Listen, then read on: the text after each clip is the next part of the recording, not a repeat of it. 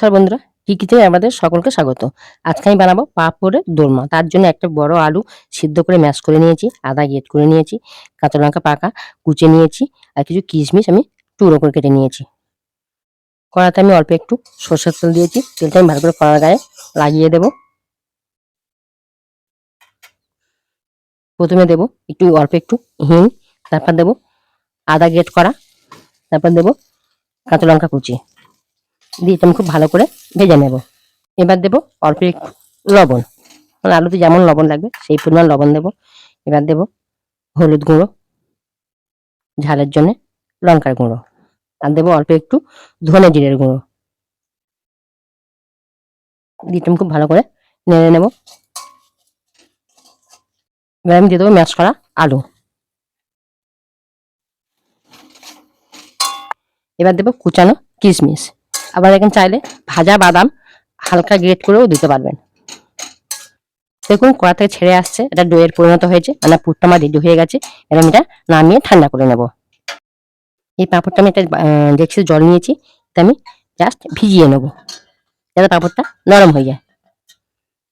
খুব ভালো করে ভিজিয়ে নেব, ভিজিয়ে রাখবো না, ভিজিয়ে তুলে নেব। এইভাবে সব পাঁপড়গুলো ভিজিয়ে তুলে নেব। দেখুন প্রচন্ড গরমের জন্য পাঁপড়গুলো আমার একটু ভাঙা ছিল, তো একটু ভাঙা আছে। এতে অসুবিধা হবে না। পাঁপড়ের মাঝখানে আমি দিয়ে দেবো পুর।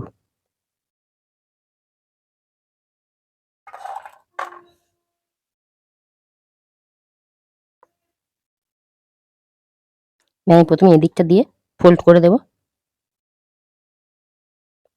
এদিকটা আমি তুলে দেবো, দিয়ে ফোল্ড করে দেবো। এইগুলো একটু জল দিয়ে ভিজিয়ে দেবো একটু, দিয়ে যেভাবে ঠোঁয়া বানায় ঠিক এটা আবার আমি এইভাবে ফোল্ড করে দেবো। এদিকটা এইভাবে তুলে ঠোঁয়ার মতো করে নিলাম। ব্যাস এইভাবে আমি সব কটা বানিয়ে নেব।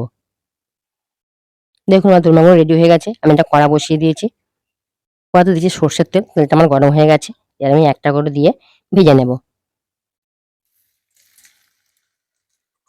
আমার এক পিঠ হয়ে গেলে আমি উল্টে দেবো, দিয়ে লাল করে ভেজে নেবো।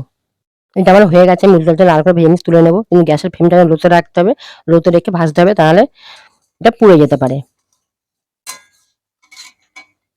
এইভাবে আমি সব কটা ভেজে নেব।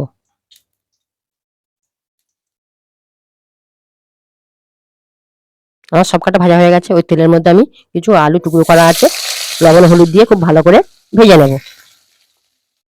দেখুন আলুগুলো আমার খুব ভালো করে ভাজা হয়ে গেছে। এবার আমি আলুগুলো তেল থেকে তুলে নেব।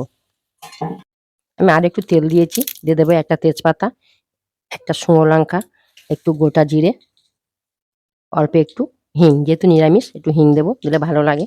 দিয়ে আমি এটা খুব ভালো করে নাড়িয়ে নেবো যতক্ষণ এতে একটা সুন্দর সুগন্ধ বার হয়। এতে একটা সুন্দর গন্ধ বেরিয়েছে। এবার আমি দিয়ে দেবো, আমি আদা কাঁচা লঙ্কা প্রথমে পেস্ট করেছিলাম, তারপরে টমেটো দেওয়ার পরে মিক্সটা খারাপ হয়ে গেছে, আমি সেই অবস্থায় এখানে দিয়ে দেবো। আপনারা এটা পেস্ট করে দেবেন। আদা কাঁচা লঙ্কা টমেটো একসঙ্গে দিয়ে দিলাম, এটা আমি খুব ভালো করে কষিয়ে নেব। এখানে আমি লবণটা দিয়ে দেবো যাতে টমেটো তাড়াতাড়ি গলে যায়।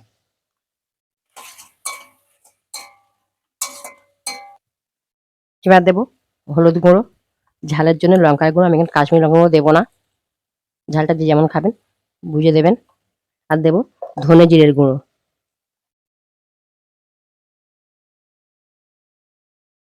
আমি খুব ভালো করে কষিয়ে নেব। দেখুন মশলা থেকে খুব সুন্দর তেল ছেড়ে দিয়েছে। এবারে মশলাটা আমার রেডি হয়ে গেছে। এবার আমি দিয়ে দেবো আলু। আলুটা দিয়ে ঢেকে ঢেকে আমি 5 মিনিট মতো ভেজে নেবো, যাতে আলুর মধ্যে পুরোপুরি মশলাটা ঢুকে যায়।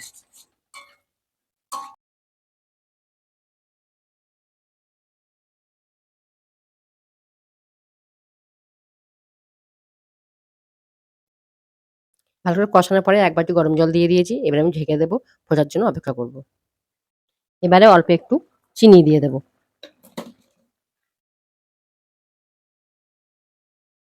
এবার আমি দোরমাগুলো দিয়ে দেবো, দিয়ে বেশিক্ষণ ফোটাবো না, কারণ নরম হয়ে যাবে।